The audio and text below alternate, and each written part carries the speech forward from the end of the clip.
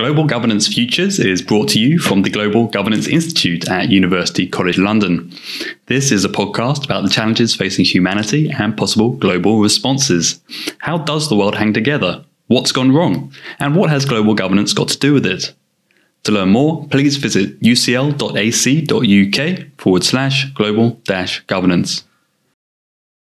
Private authorities' influence on governing global networks is quickly becoming a key element in the field of international relations. As someone born during the age of globalization, and having watched corporate giants in just a few decades fundamentally change the way consumers acquire goods and services, I have many questions about the way these players are disrupting traditional governance structures and the long-term impact that they will have on the way we analyze global and domestic power dynamics. Luckily, Virginia Haufler, one of the foremost academics on private authority, agreed to speak with us on this topic, bringing with her years of experience pushing the field of IR to recognize the importance of private authority on the world stage. Either we need better national regulation, or, hey, look, national regulation alone just is not capable or able to really rein in a lot of the corporations. But of course, the other part of it is that do we have the political will to even try? This is Imperfect Utopia or Bust, Global Governance Futures. Virginia Haufler is Associate Professor in the Department of Government and Politics at the University of Maryland, College Park. Her research focuses on the changing nature of governance in the global political economy, especially the role of transnational corporations and corporate social responsibility. She has presented her work at conferences, workshops, and at talks in more than a dozen countries.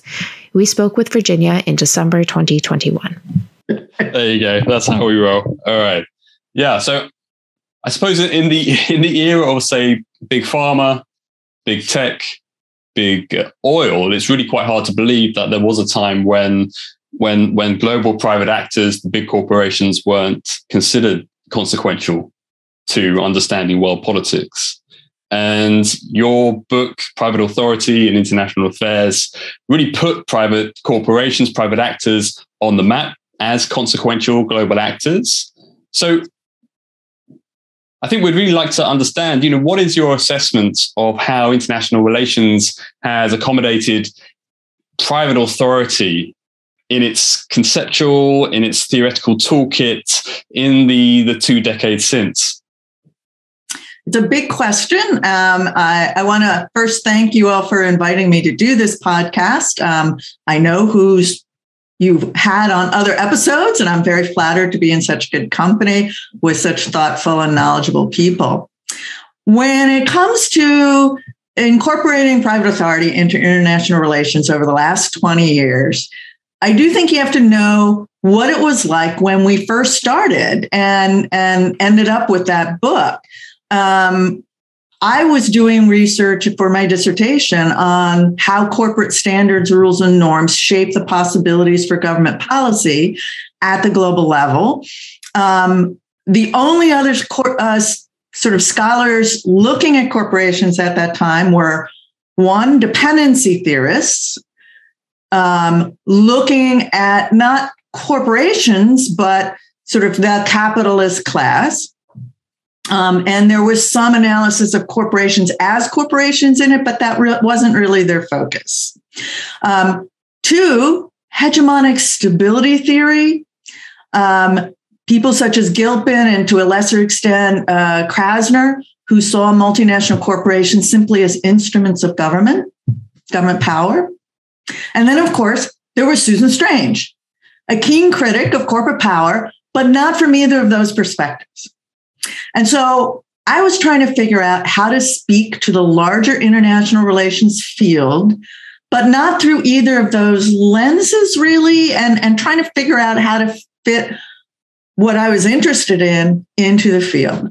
So I presented some of my early work as a graduate student at a conference, and Tony Porter comes up and says, "I'd like to introduce myself. You're the only other person doing this kind of work." And so we applied for and got a grant to do a workshop, brought in Claire Cutler, and then cast around for anyone who was doing anything in international relations on corporations.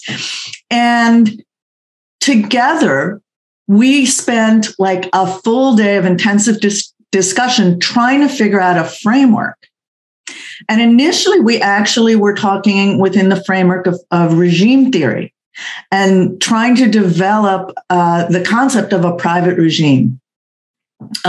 We then expanded it later on to private authority, but a lot of our private regime approach was trying to speak to mainstream international relations, especially in the United States. And it was a struggle. There weren't any real frameworks at that time that we could rely on. We had a great time talking in this small workshop, and then later we had a bigger conference to which we invited Susan Strange and, of course, other more senior people.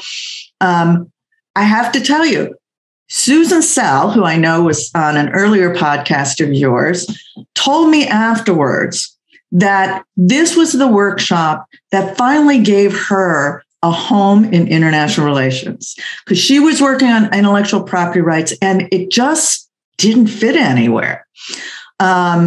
So it was through that concept of private authority and our discussion of it in international affairs that we made a lot of what was going on in world politics visible to the field.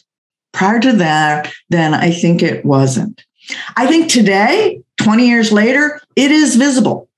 Private authority, private governance, self-regulation, private law, it's called a lot of different things, but it is definitely accepted as an element of international relations, clearly evolved in a lot of different directions. But I would say there's more acceptance of looking at corporations as important actors in world affairs and global governance, but I don't think it's part of the canon yet.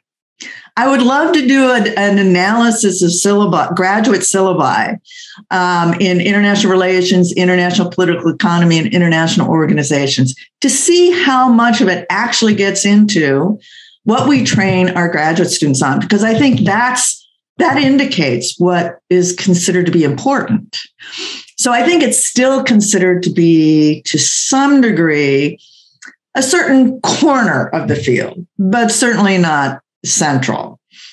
So it's accepted, but not adopted in a lot of ways. I think some of the work that Abbott and Sneidel are doing, trying to look at different relationships among actors, is in a sense trying to translate a lot of this for a larger international relations audience in terms they understand. But I think there's still a lot of resistance. I have worked with Debbie Avant at the University of Denver on private authority in security affairs, and there is still a lot of resistance. So in the security studies corner of international relations, which is viewed by most as not the corner, but the center of international relations, I think it's looking at private actors is still not really widely accepted. Yeah, thanks, Virginia. That's really helpful. And I think we're going to drill down a bit here and maybe geek out a little. But I'll just point out, I think last time I checked, it was it Amazon who's running the technical infrastructure for the Pentagon? Perhaps the security specialists want to be paying a bit of attention to big tech there. But I was very curious to ask, what was it like to work with or to engage with Susan Strange at the workshop in 1999 or thereabouts? I mean, Susan Strange has quite a formidable reputation. Obviously, she wrote the very provocative article in 1982, Cave Hick Dragons, which is quite a devastating critique of regime theory at the very early stages of regime theory. So how was that? How was that experience? Susan Strange was always really supportive of this work and of me personally. And I believe it's because she talked about my work approvingly in her book on the retreat of the state. I think that was critical to my getting tenure at the University of Maryland, that I could point to that. But in terms of working with her, she was just she was fun to work with because she had a very, not cynical, but a really good critical analytical eye and always wanted to bring things down to sort of what's going on in the real world. What are we really seeing? So she wasn't someone who put a lot of stock in theorizing when it comes right down to it. And the workshop included a lot of people who were much more theoretical than I am. And it created a very nice tension. I do have to say, though, that one of my favorite memories of Susan Strange is not from our workshop or a conference where we had her speak. It was from just a regular, I think, International Studies Association conference. And she comes in and sits down at a panel and takes a swig of beer. And it's in the morning because she had, the time difference for her, it was the afternoon. And just as a junior person, seeing a senior person like her sit down at a major professional conference and sit there with a beer in her hand gave me a whole different view of the senior people in my field. Yeah, that's how they used to roll, I guess. So again, putting it sort of in its historical sweep, I was looking earlier at the market capitalization of Microsoft, and in 1999, their annual market cap was $583 billion, which was a lot of money in 1999. But today, it's well over $1 trillion, which is almost the same as the entire GDP of Russia. What I'm curious to ask, and perhaps this is a bit of a theoretical question, but to tie it to that sort of real world evolution of, say, power symmetry, to what extent, through engaging with regime theorists, with institutionalists, did you come to the realization, or to what extent did you feel that it was challenging to transfer those tools that have been used to explore cooperation among states to private actors, particularly very large, powerful private actors? I mean, can we expect business to be responsive in the same way as states to efforts to rein in free riding, for example, particularly given perhaps that their motive is fundamentally profit-driven as opposed to some broad notion of the public good? And I would relate this also to what we're seeing now in the climate change space, with scholars like Jessica Green coming forward and saying, look, political science has been caught sleeping at the wheel here. We need to pay much more attention to obstructionism, the oversized impact of corporate obstructionists. So I'd be curious just to get your thoughts on that and how that debate has kind of evolved in your own mind. Well, I've become a lot more interested in issues of corporate concentration, where particular markets are dominated by just 4 companies, which has now become common across a lot of different markets or market segments. And to the degree you have that kind of power concentration, economic power concentration, I think it does create a lot of challenges for governance. And I think we are beginning to see a lot more interest in competition policy, or in the US, we call it antitrust enforcement, because these companies are able to get around a lot of regulations. And I have to say, a lot of people, when I started out, they kind of poo-pooed my attention to corporate social responsibility and industry self-regulation.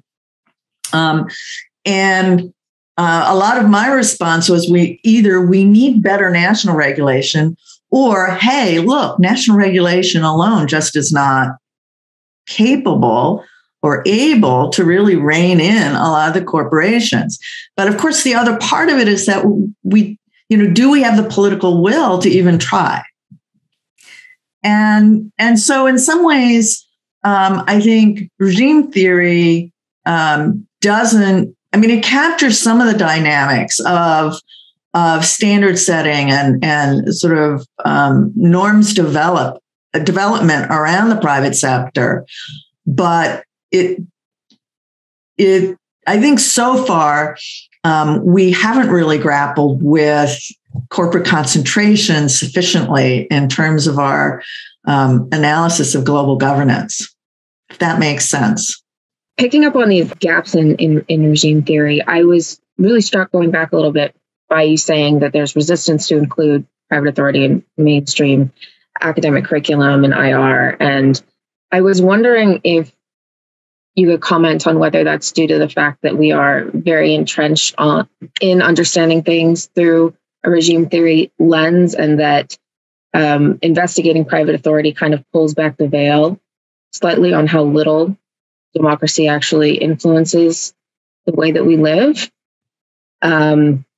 I wanted to touch on that a little bit, and whether or not, your work on transparency, I know you've worked on transparency in the extractive industry, for example, makes sort of investigating private authority more palatable to academic circles. Well, I'd say a couple of things. One is that in some ways, regime theory itself has fallen out of favor. And so it is not really the framework that a lot of people are working from right now. It's private authority has become part of this larger move to talking about global governance, which includes both traditional IOs and then these alternative forms, including public-private partnerships and multi-stakeholder institutions. So the actual institutional approaches that incorporate private actors have kind of evolved and aren't always viewed through the lens of either private regimes or private authority, frankly. In terms of why there's been resistance, I think it could be, I can speculate on a number of things. One is, as I pointed out, a lot of people see the core of international relations as being about states and security and the danger of great power war.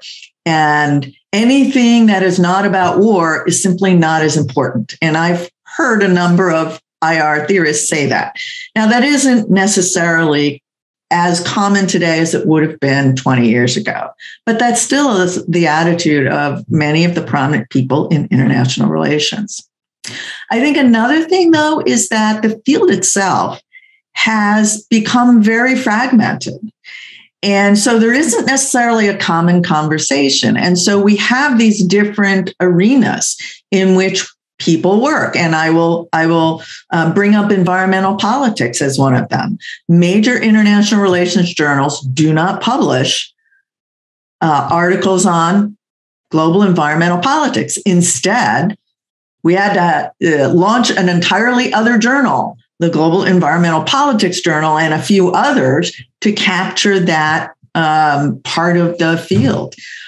So it's kind of not surprising that not everyone incorporates private authority into what they see as the center of the field, because the center doesn't really exist in the same way today as it did 20 years ago. I don't know if I answered your question fully. Oh, and you asked about transparency. So a couple things about transparency. One is, how is it? I'm not sure everyone understands how it's supposed to work. It's not just asking corporations or corporations voluntarily reporting on their operations and, if we report, we're going to try to make sure we report better behavior, right? And yes, that can happen in some cases with corporations that value their reputation.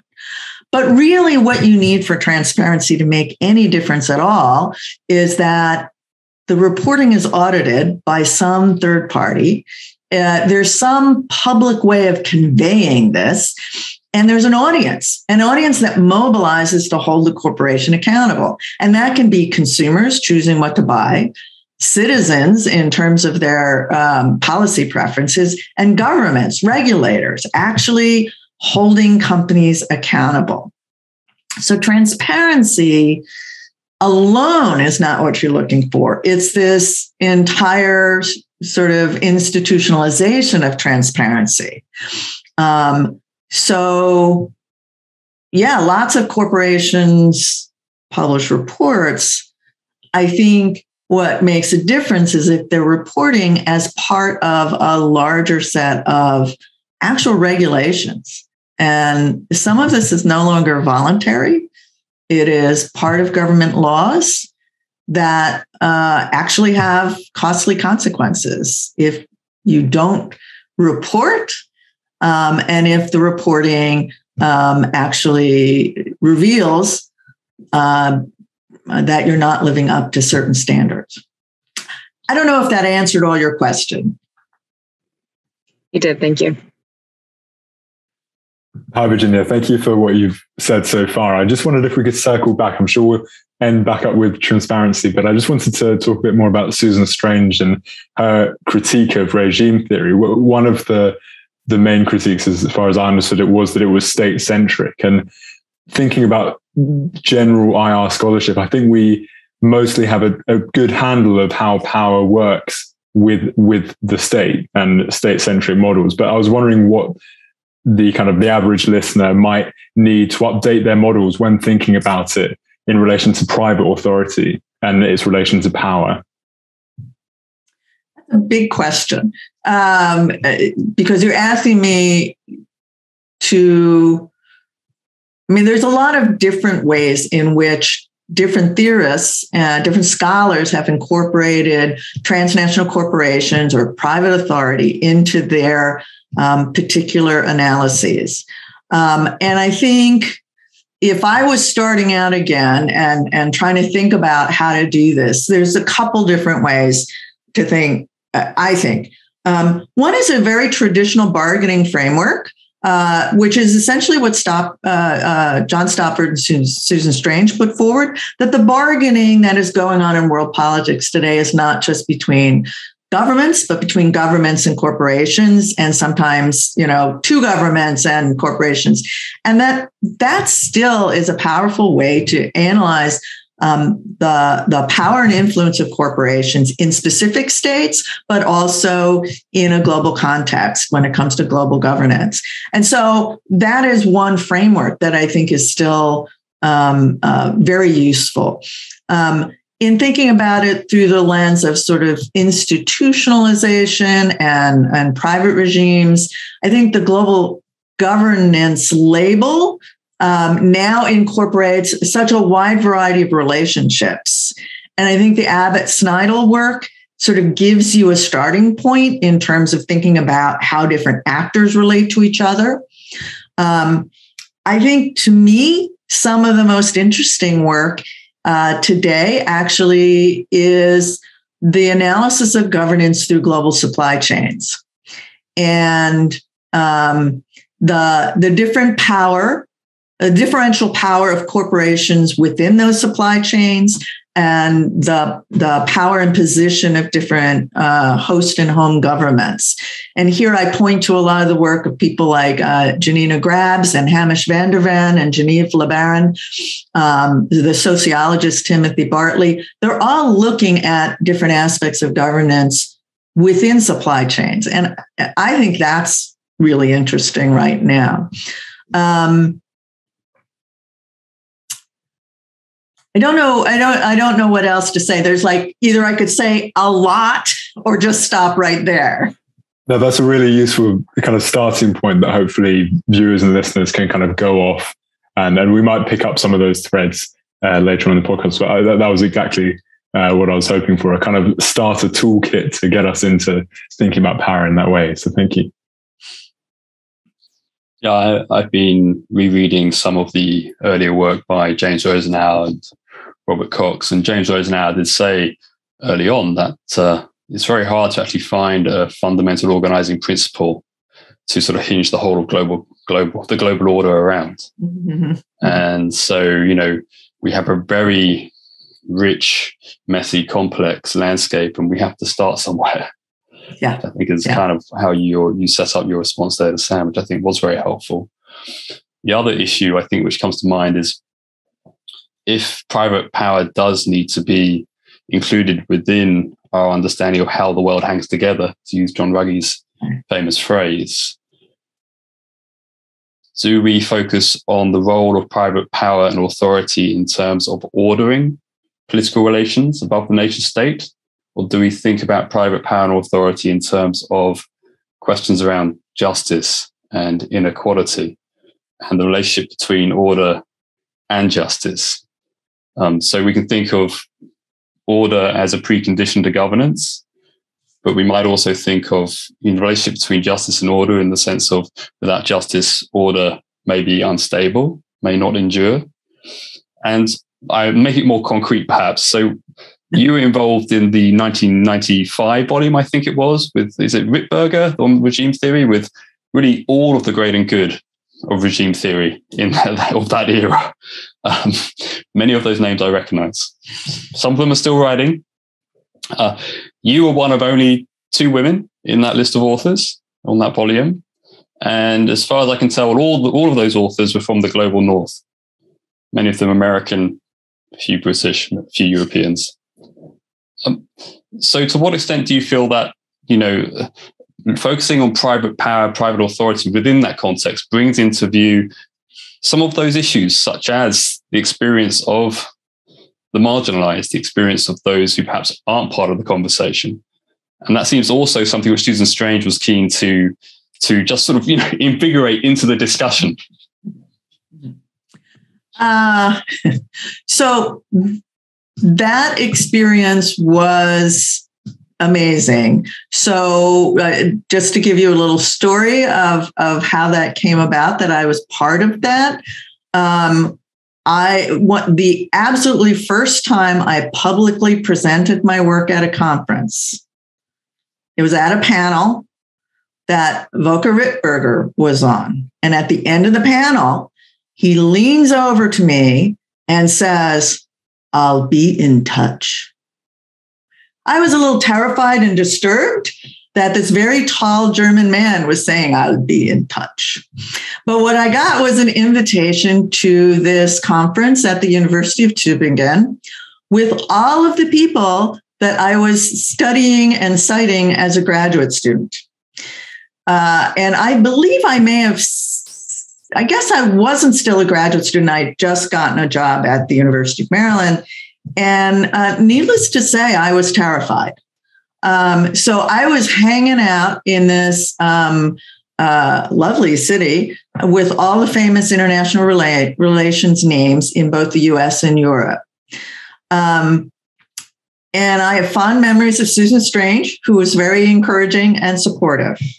But my work was characterized at the time as, "Oh, so you think Milton Friedman was right, that the private sector can and should be in charge." And I was horrified. But Susan Strange was there to take it seriously. And I have to give credit to Bob Cohen, who, of course, was very, very prominent in American international political economy at the time, and still is. And he actually took the time to sit down to lunch with me and to talk about it. So just as an experience as a very junior person, it was, it was kind of odd. I was very conscious of the fact that I was very junior. And I have to say, to your question about I was only 2 women there, I don't actually remember that. What I remember is that I was junior, because it was so normal for there to be very few women in these kind of events, and that Susan Strange would be one of them.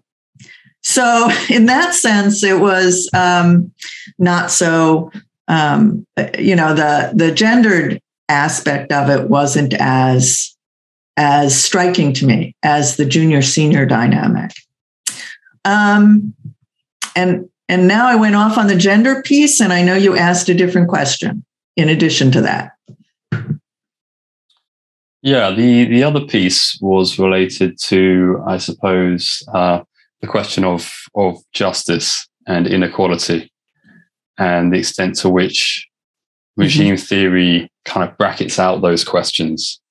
And indeed, something that we might, some critical voices suggest that institutional theory more generally tends to treat justice, normative concerns as kind of sand in the gears. Best not to go there because it just complicates the agreement process. I guess I hadn't thought of it in the context of an institutionalist approach or regime theory. When it comes to questions of justice, I would say that the field of international relations more broadly has missed the boat.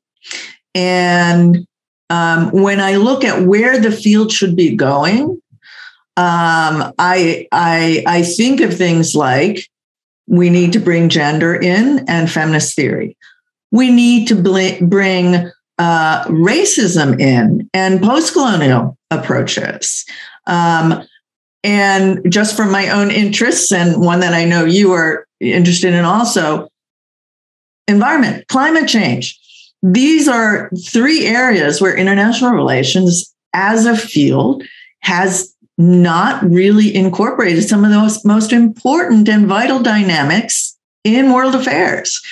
And so I wouldn't say it's just about regime theory or just about institutional approaches or even global governance.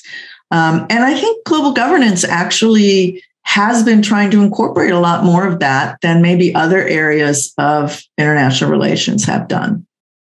In terms of sort of how prevalent, I guess, private power is in our day-to-day lives, in terms of, I guess, we're all, citizens of either Apple or, I don't know, Android or whatever.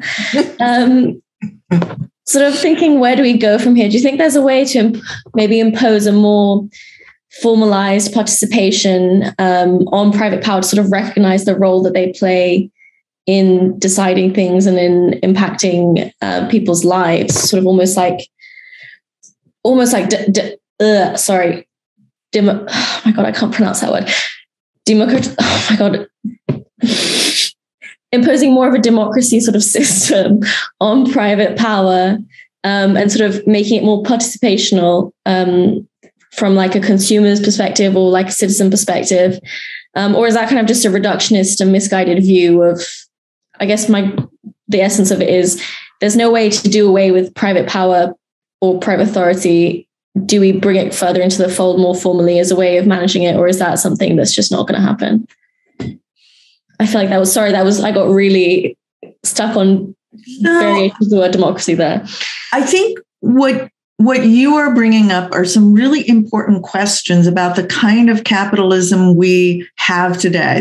This corporate capitalism based on very large corporations and concentrated markets, and the system seems to be designed to create billionaires and favor corporations, right? So what the question about justice and what your question about democracy in our sort of at our personal levels is raising are basically questions about whether we can reform the system or does it need radical restructuring. And I tend to be more of a reformer than a radical restructuring person, and yet as I see the way things are going, I am sort of leaning a little more in the radical way. They say as people get older, they get more conservative, and I think that's not true.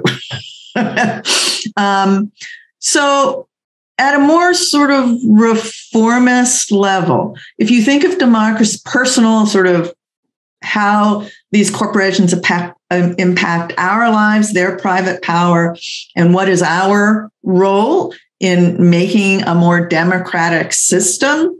I mean, I teach undergraduate courses where I tell students, your consumer choices can influence corporations, right? If they are aggregated. And we do see a lot of young people today being less consumerist, which could potentially have a really big impact on the way in which corporations relate to their markets.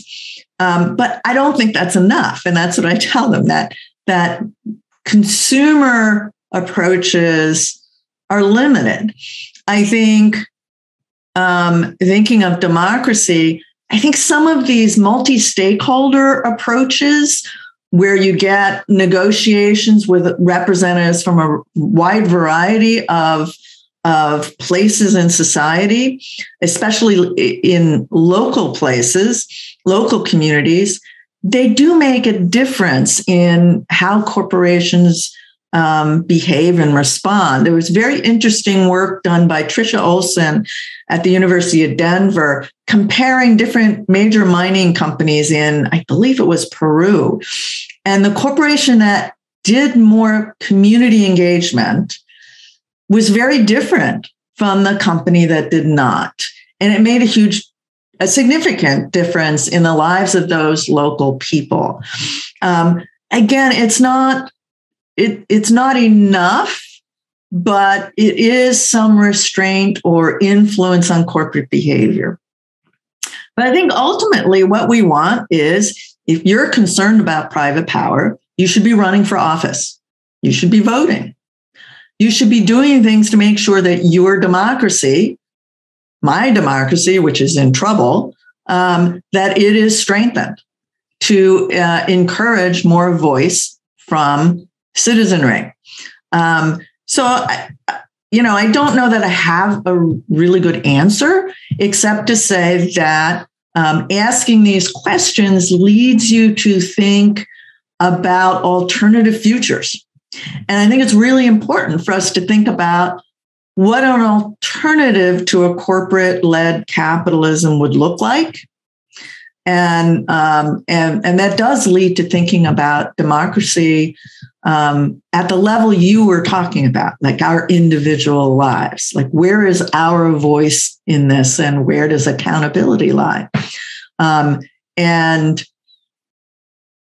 think that kind of thinking, I'm seeing more and more people thinking about that and writing really important and interesting books. Even economists, who generally don't like to think about these things, they're coming out with, and I should note, mostly women economists are coming out with really interesting ways to rethink the role of the private sector and the direction of capitalism.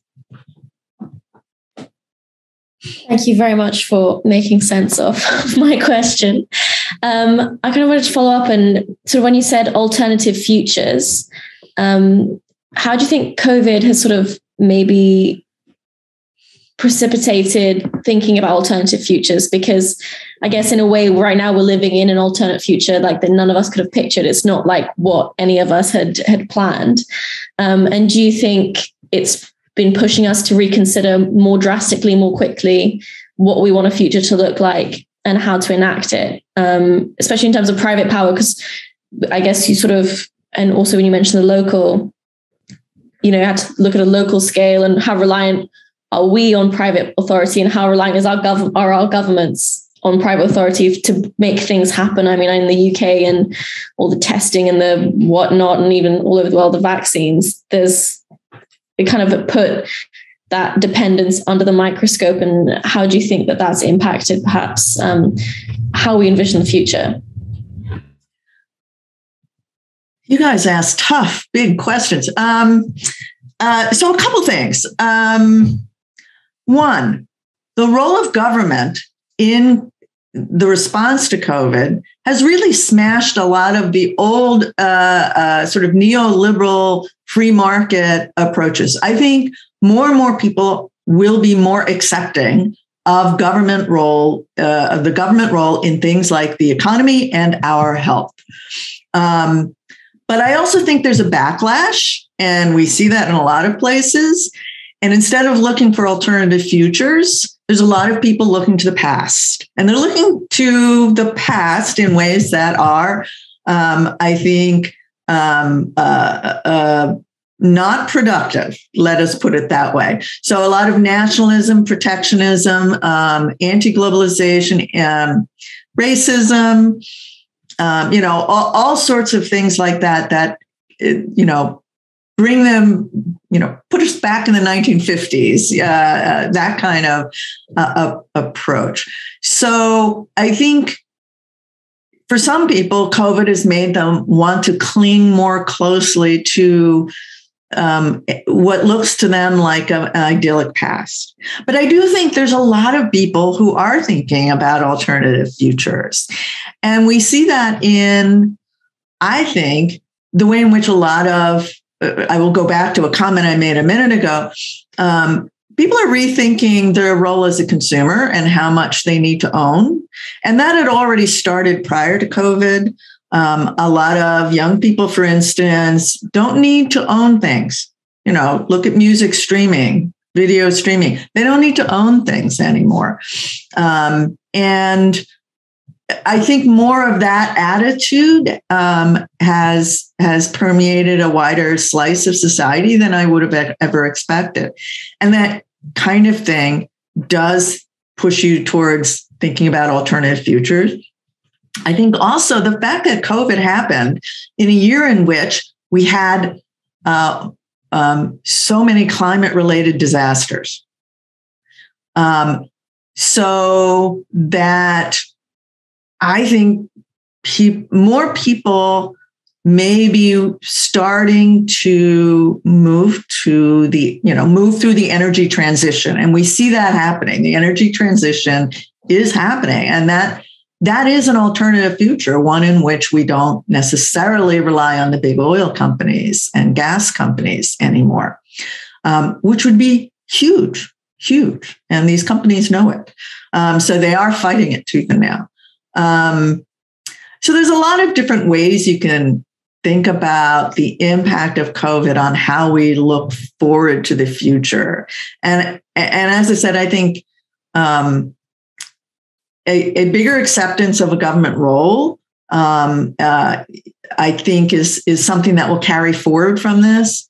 I think despite the missteps by the international organizations like the World Health Organization, a lot of good came out of the international cooperation that led to the vaccine. Of course, now we have the vaccine distribution disaster, but I think that's going to be fixed. And so I don't think they were necessarily deeply harmed by this. But I do think there is this tension between people who want to go backwards and people who want to go forwards and think about alternatives. In terms of private power, I think that my concern about corporate concentration is partly reflecting the fact that more and more other people are concerned about it. And it is one of the few areas in which, in my country, Republicans and Democrats both are worried and fearful of corporate domination or corporate power. And it might be an area in which, despite everything, you could find some agreement. Thank you so much for everything you shared. That's a lot to unpack. I suppose I'd like to speak a little bit about transnational business practices and what you believe the role of the consumer is on those.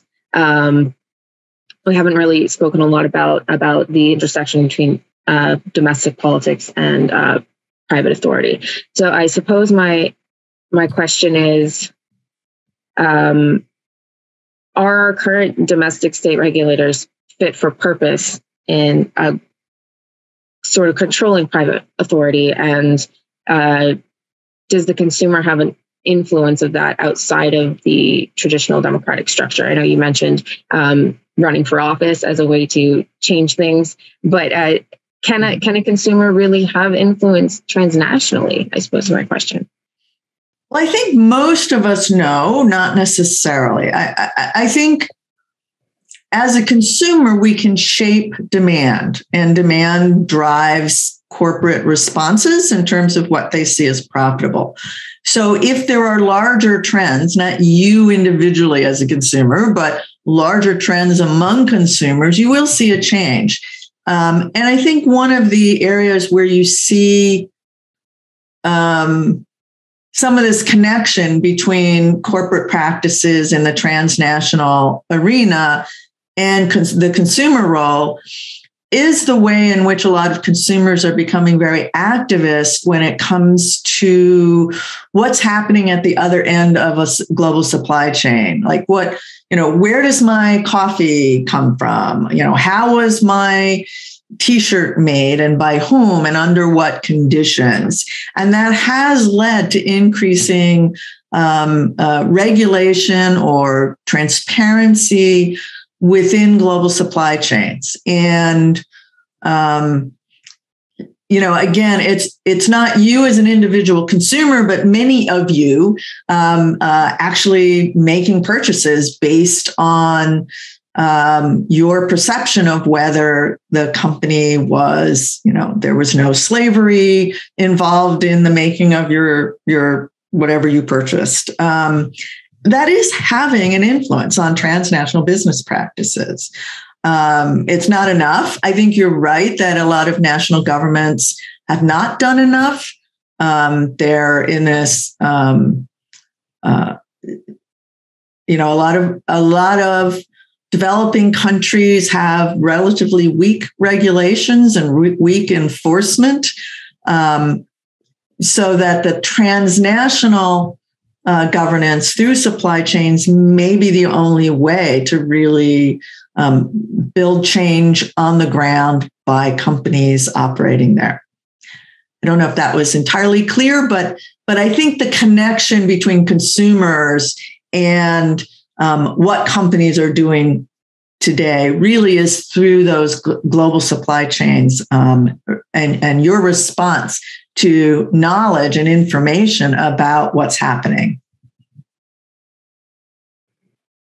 And where do you feel domestic state regulation could go from here? So from more of a state-centric perspective, in terms of regulating transnational business practices?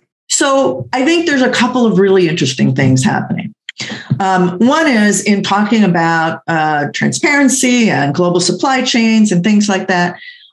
This is not all voluntary, corporate-led, or even multi-stakeholder anymore. It's governments actually passing laws requiring companies to report and to know what is happening in their supply chains. And you have issues of conflict minerals in the United States and a couple other countries. You have the European Union considering due diligence legislation. You have UK modern slavery law. All of these are ways to think about sort of regulating corporations, and it's regulations. It's states passing laws, or the European Union passing actual laws that have more consequences than the more voluntary things. So I think that's one thing that we see happening that has potential to really make an impact. I've been reading lately about the European Union deforestation law, which is being touted as potentially transformative. I think the other thing that is kind of surprising, but the efforts of John Ruggie, who recently passed away, sadly, his efforts with regard to business and human rights are bearing fruit. It looks like there may actually be the successful negotiation of law on the responsibilities of business with regard to human rights. And that is something that people have been trying to get for decades. And now we see the possibility of it actually coming to pass. So I'm a little bit optimistic on those things. Yeah, thanks, Virginia. So perhaps to telescope out again, as you say, we do kind of like the big questions on this podcast. I suppose sort of something which is animating this conversation is the question of how do we actually instigate change?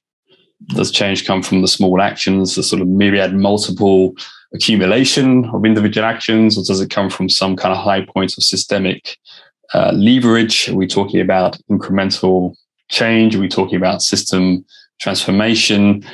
And I was struck by some of this conversation, sort of relating that to the work of people like Donella Meadows, who, when she looked at the problems which we confront as a civilization, looked to the highest point of leverage as the logic which drives the evolution of the system. And so if we look at the economic system, the logic driving the evolution of the system from her point of view was growth. And that actually, if we can deal with growth, we solve a lot of the other problems, because they are actually symptoms of the underlying fundamental problem, this sort of inexorable drive towards growth. And of course, we need to be clear about what we mean by growth. I think she understood it as sort of, the growth produced by extractive industrial economies, that then create exponential waste, that then create exponential non-renewable resource depletion. So we have this very interesting debate now on growth. Are you agnostic on growth? Are you into degrowth? I mean, where do you stand on growth? Well, it's really interesting you raise this, because it's sort of next on my list of projects is to read all the degrowth literature, because I think it's really fascinating the way people are talking about this, and more people are rethinking what we mean when we say growth.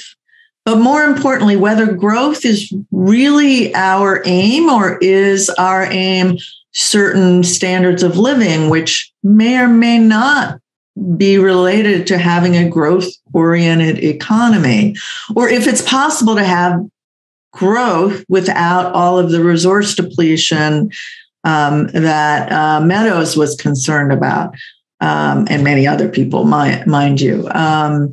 So I have a stack of books. I have many tabs open on my web browser, and many things on my desktop that I plan to read. So I don't think I have a clear understanding of what people mean when they talk about degrowth. And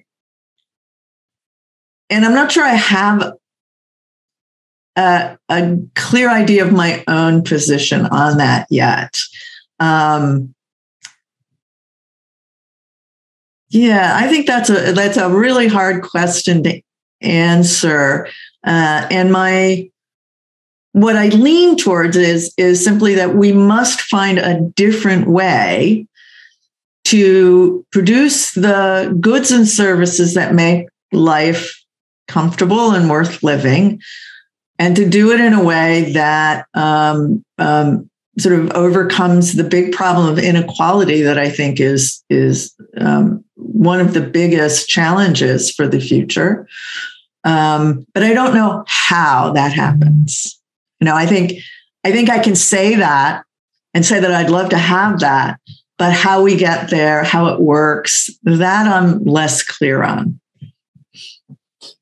Well, we'll have to get you back on the podcast when you crack that nut. I mean, a related question and also a challenging one. I mean, I'm sure you're familiar with some of this emerging research in the IP space by people like Thomas Oatley, who are bringing a complex systems approach to questions of political economy.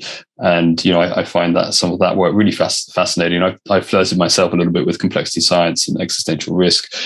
And it is kind of a curiosity for me as to how we've arrived at a point where we do sort of bracket out and silo, say, IPE or security from other system dynamics, and in particular, biophysical systems, planetary boundaries, the systems within which all of the human systems are ultimately embedded and dependent. And I was just curious, I mean, is that on your radar? Why do you think that say, international relations or social sciences more broadly have tended to be quite demarcated from, say, the insights of natural science? And in climate change, obviously, this becomes really acute, because the climate scientists come to our workshops and they go, hang on a minute, like, the situation's really urgent. What are we doing? I'm interested in this and puzzles over it, and I think it's very clear that it's not just that social sciences have been siloed from natural sciences, but that each and every scientific field has become very siloed, to use that made-up word, and so it's very difficult to talk to each other and to find a common language and a common framework. And so it has been very challenging, but we see a lot. Climate change is a really interesting area where there is so much more contact between natural and social sciences than you find in any other area of international affairs. So I think that we are seeing a lot more of those conversations and a recognition of our common concerns. And I hope we see more of that across different arenas. I think the pandemic is bringing health sciences and international relations more together than in the past. That a lot of medical or health issues were studied more from sort of a political economy perspective. And now I think we're sort of incorporating more of this global, the challenges of global cooperation and the role of corporations and a lot of other things that bring together, epidemiology with political science. So I think you're right that social science has not incorporated enough of the natural sciences.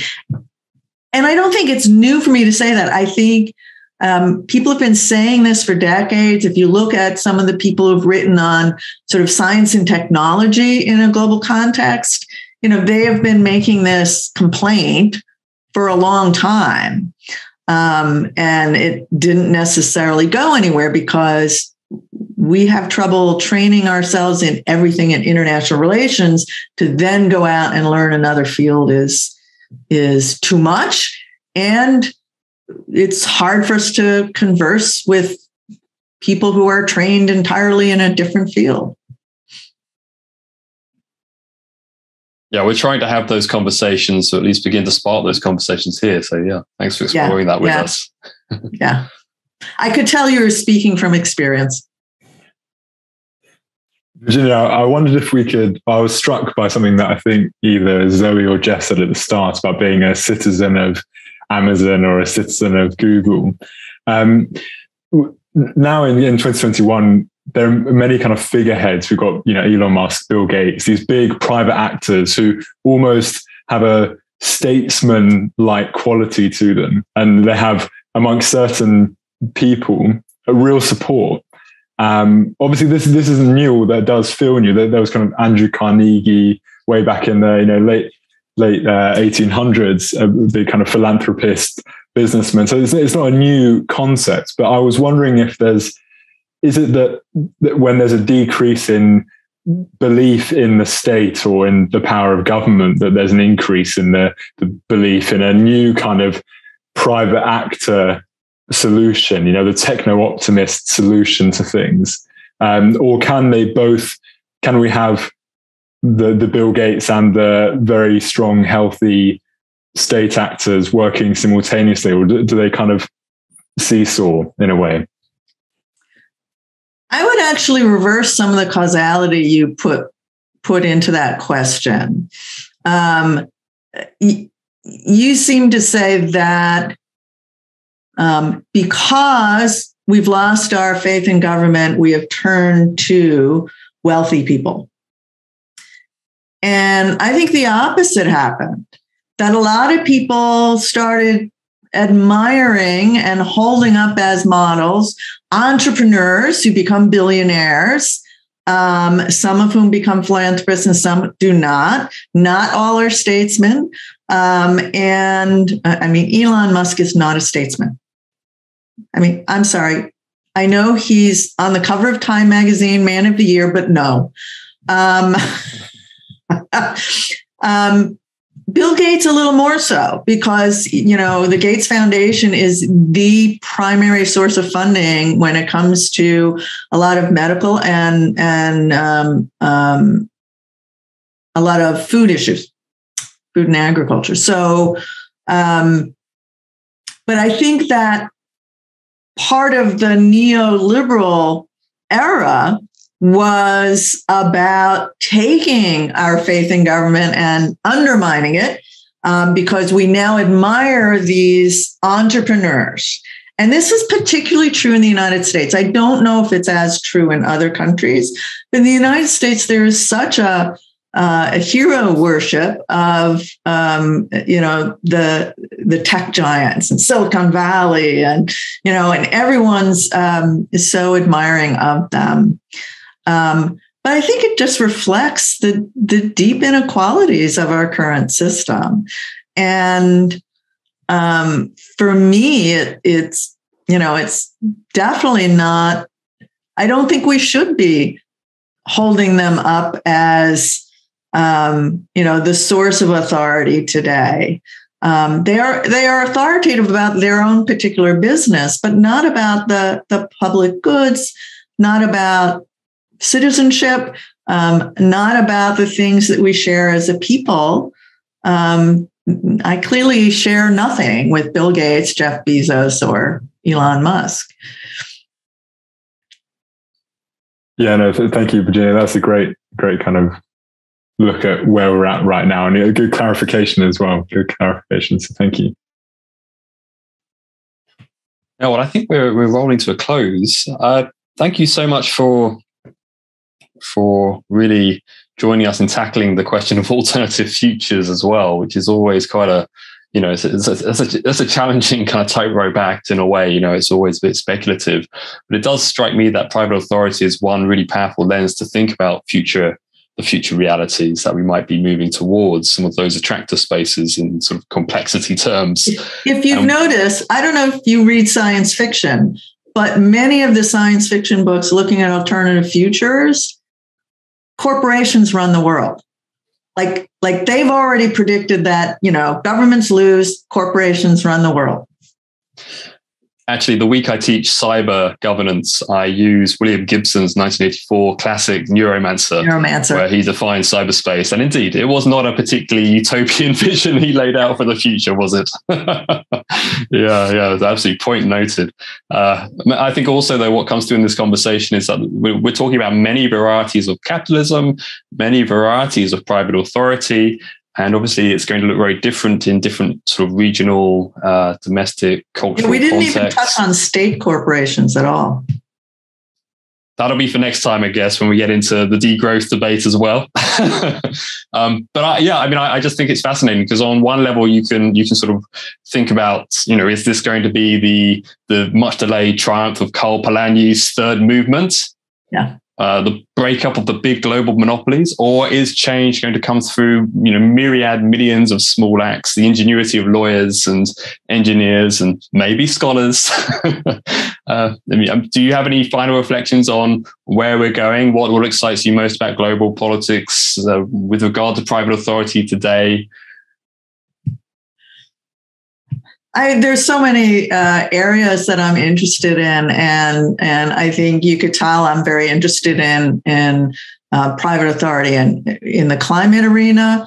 I am turning back to actually reviewing and bringing forward some of my early research on the insurance industry and its influence on climate policy. I'm interested in some of the digital arena. And when I talk about global supply chains, I actually am looking at the way in which in the governance of global supply chains, some are adopting sort of blockchain technologies and smart contracts. And what does all this technology mean for governance? And I find that fascinating. And then, as I mentioned, I have a whole pile of degrowth type books that I think it's really exciting to think about alternative futures. Great. Well, we look forward to picking up this conversation again, Virginia, but thank you so much for your time. It's been wonderful to have you here with us. Thank you so much. I really appreciate it. And I enjoyed the way you made me think big. Excellent. Thank you. Take care. Thanks for tuning into Imperfect Utopias or Bust, Global Governance Futures. If you like this content, please do leave us a comment and subscribe.